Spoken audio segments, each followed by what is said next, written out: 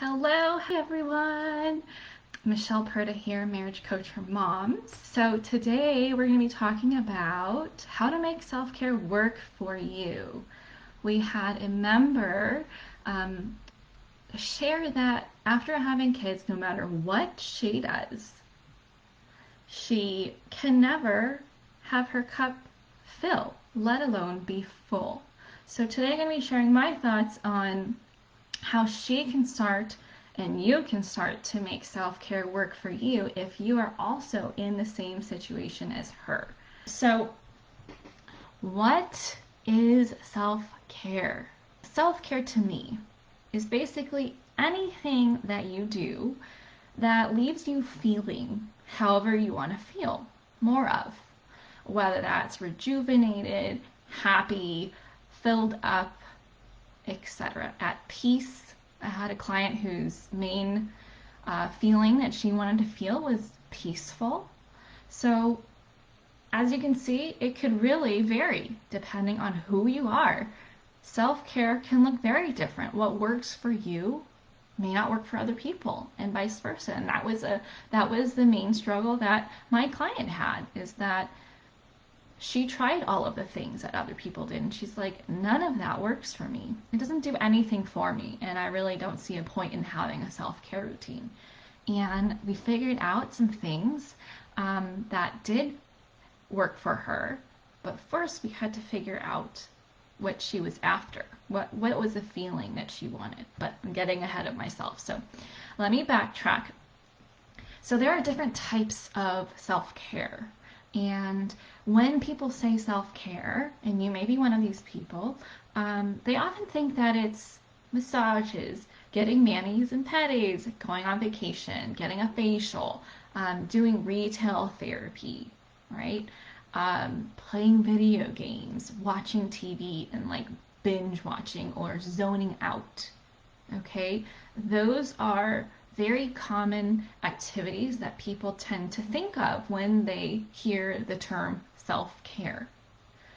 Now, what it can also mean is reading, resting, like going to sleep on time or taking naps, listening to music and jamming out, cleaning, going out or talking with a friend over the phone, taking a bath, taking a longer shower, exercising, practicing yoga, journaling, breath work. Like, the list is endless. It literally is anything that you can do to create the feeling that you want. Okay, so your options are really endless, and you can be as creative and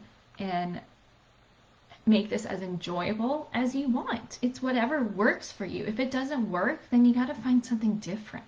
Okay, so for this particular member, she was like, nothing I'm doing is working. Well, then it's time to figure out what would work. So the questions that I would offer for you, if you're in the same position as her, where whatever you're trying or have tried in the past for self-care isn't working for you, I want you to ask yourself, how do you want to feel? Right?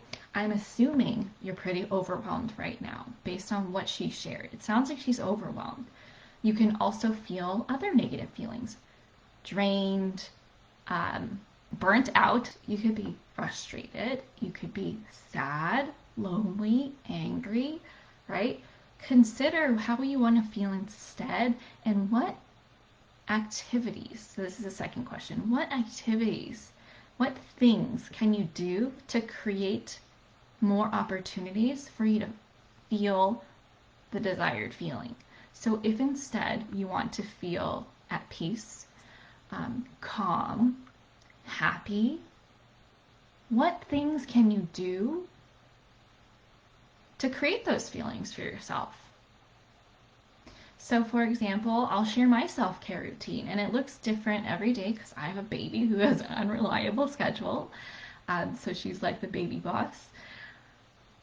So I enjoy feeling calm and ready to take on the day and clear-minded. And so in order for me to create that, I have created a self-care routine to enable me to make those feelings, like manufacture them by doing these self-care activities, right? So my self-care routine includes reading, so that could be a combination of reading like fiction or things that would help develop me as a person, as a coach, as a marriage professional. So I read all kinds of things. I also like to get my thoughts on paper. So I like to journal. I didn't start out liking to journal. I actually hated it. I never knew what to write. I felt like there was so much pressure and I wanted to do it correctly. But now I really see the value in putting my thoughts down onto paper and getting that clarity. So I will journal. I will write down things that I'm grateful for to set me up for a day, thinking about how wonderful my life is instead of just focusing on what's wrong with it or what can change. Okay?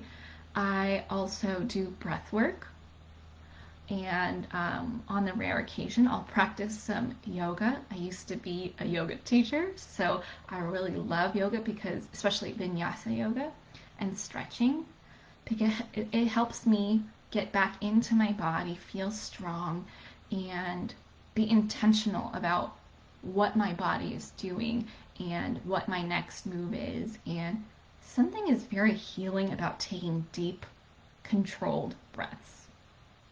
Okay. What else do I do? I make sure I get ready for the day before majority of the kids are awake, so that I take care of myself first. I enjoy drinking my matcha lattes. I enjoy I enjoy drinking my matcha latte while it's still warm, so I'm not microwaving my drink. That is one of my requirements that I try and stick by. Drinking water and staying hydrated is a way that I practice self-care. So, oh, and also listening to music and singing.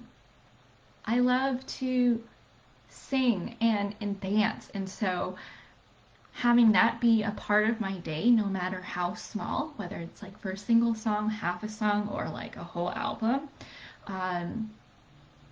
it all helps me feel how I want to feel. It helps me create more opportunities to welcome that into my life so that I am more equipped to take on the day and the craziness that it can involve being a mom, being a business owner, having a baby, and, being able to strengthen my marriage as well as deal with the craziness that is life. And so that is what is a requirement and a non-negotiable for me. And so I wake up before majority of the kids to be able to do that. And sometimes Ellie, my almost 6-month-old, is laying in her activity gym while I'm journaling and while I'm writing down my gratitude and reading and enjoying my tea.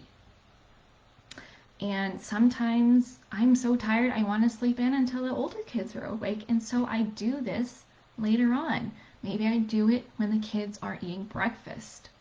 Maybe I do it when the kids are off doing school and Ellie's taking a nap, or maybe she's laying around and she's okay with being in independent time. Or I do it at night after the kids are asleep, or when my husband's done with work and he can take over. Either way, I get it in because I know how I'm going to be if I don't get it in. I'm a massive B, and I hate it. Okay? I hate how I show up when I don't take care of myself. So it's really important to me and my family to take care of myself so that I can show up as the woman, as the wife, as the mom, and as a business owner, as a coach. That matters to me, how I show up in all of those different roles. And the one thing that I do to ensure that I can show up to be the best version of myself as much as possible is to practice self-care. So I challenge you to explore how you want to feel and let that guide you in determining what things you want to try and explore and get creative about how your self-care can look. All right? It could be drawing. It could be doodling. It could be, I don't know, like the options are truly endless.